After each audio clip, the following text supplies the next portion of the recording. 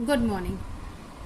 हमने आपको पहले हिंदी पद्य साहित्य के इतिहास के बारे में बताया था, जिसके अंतर्गत हमने आपको काव्य के भेद के अंतर्गत हमने आपको काव्य के प्रकार बताए थे। इसी के साथ हमने आपको वीरगाथा काल और भक्ति काल के बारे में बताया था। आज हम आपको रीतिकाल, जिसे उत्तर मध्य काल कहा जाता है, उसके बारे में बताने जा रहे हैं, जो सन 1643 ईस्वी से 1843 ईस्वी तक माना गया है। 16वीं-17वीं शताब्दी तक इस देश में मुगल साम्राज्य पूर्णतः प्रतिष्ठित हो चुका था। साहित्य पर इस परिस्थिति का प्रभाव पड़ना स्वाभाविक था। इसके अतिरिक्त एक और परिवर्तन आया। कवियों का ध्यान साहित्य शास्त्र की ओर गया और उन्होंने रस, छंद, अलंकार, नायक नायिका आदि के उदाहरण रूप में कविताओं की रचना की। इन कविताओं का मुख्य विषय क्या रहा? रीतिकाल कविताओं का, जहाँ पर पहला रस, छंद, अलंकार की प्रचुर मात्रा में ये प्रयोग किए गए और दूसरा कि इसमें नायक नायिका का वर्णन किया गया है, नायक नायिका का मिलन बताया गया है। इस काल में ऐसी रचनाएं अधिक हुई और इसी कारण इसे रीतिकाल कहा जाता है। रीति ग्रंथ दो रूपों में मिलते हैं। एक वे जो अलंकार पर आधारित हैं और दूसरे वे जो रस पर आधारित हैं। पहला क्या बताया इन्होंने? दो रूपों में मिलते हैं। पहला है कि जो अलंकार पर आधारित होते हैं और दूसरा जो रस पर आधारित होते हैं। केशव भूषण और राजा यशवंत सिंह अलंकारवादी आचार्य कवि थे। ये कैसे कवि थे? ये अलंकारवादी, जिन्होंने ज्यादातर अलंकारों पर जोर दिया। कौन कौन कवि थे वे? केशव भूषण और राजा यशवंत सिंह। मतीराम देव पद्माकर रसवादी कवि थे। अब ये कवि कैसे थे? रसवादी थे, जिन्होंने रसों का ज्यादा उसमें प्रयोग किया। तो मतीराम देव और पद्माकर रसवादी कवि थे।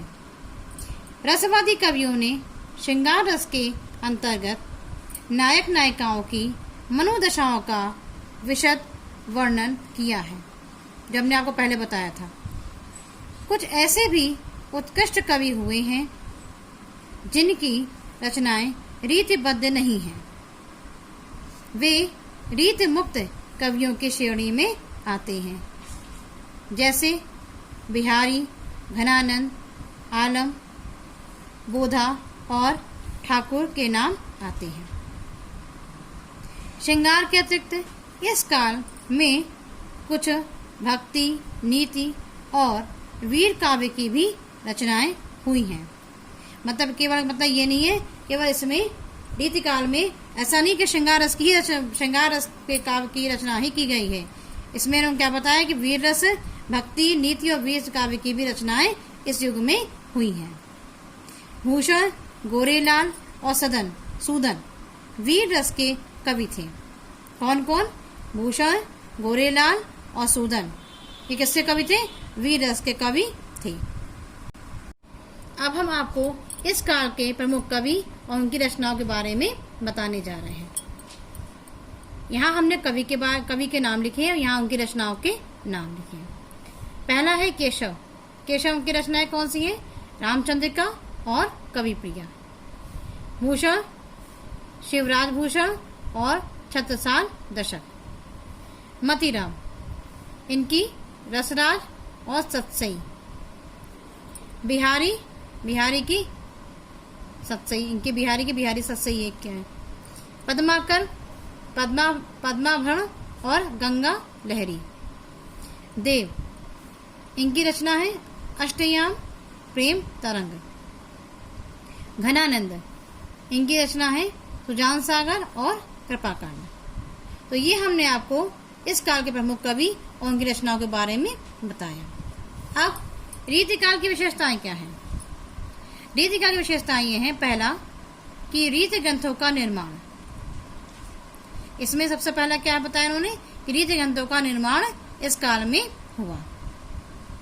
दूसरा, श्रृंगार रस की प्रमुखता, क्योंकि श्रृंगार रस ही इसका मेन रस है रीतिकाल का, क्योंकि इसमें उन्होंने नायक नायिकाओं का मिलन बताया इसके अंदर, तो इसी के अंतर्गत श्रृंगार रस की प्रमुखता इसके आ रही है। तीसरा, आश्रयदाताओं की प्रशंसा। फिर फोर्थ है ब्रज भाषा। इसमें सबसे ज्यादा किस भाषा का प्रयोग हुआ है? ब्रज भाषा का प्रयोग किया गया है। फिफ्थ, चमत्कार प्रदर्शन। 6, कला पक्ष की प्रधानता। कला पक्ष प्रधानता, कला पक्ष में क्या क्या आता है आपके? रस, छंद, अलंकार, ये कला पक्ष के अंतर्गत ही आते हैं। तो उन्होंने क्या बताया है? कला पक्ष की प्रधानता इसके अंदर है। सवैया और दोहा, छंदों का अधिक प्रयोग आदि। ठीक है, तो ये हमने आपको रीतिकाल की विशेषताएं बताई। अब रीतिकाल की साहित्यिक देन क्या है? साहित्य को क्या देन दी है रीतिकाल ने? रीतिकाल की साहित्यिक देन ये है कि इस युग की प्रमुख देन यह है कि ब्रजभाषा काव्य भाषा के रूप में व्यापक रूप से प्रतिष्ठित हुई।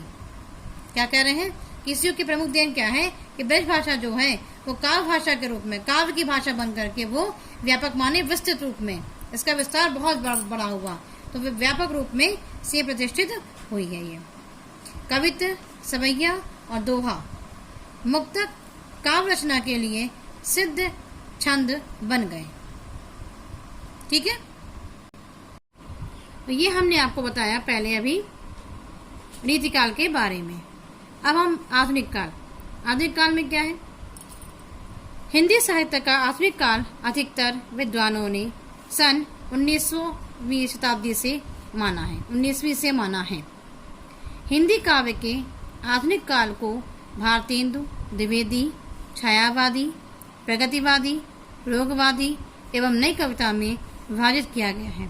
क्या कह रही है कि आधुनिक कालों को 6 भागों में विभाजित किया है।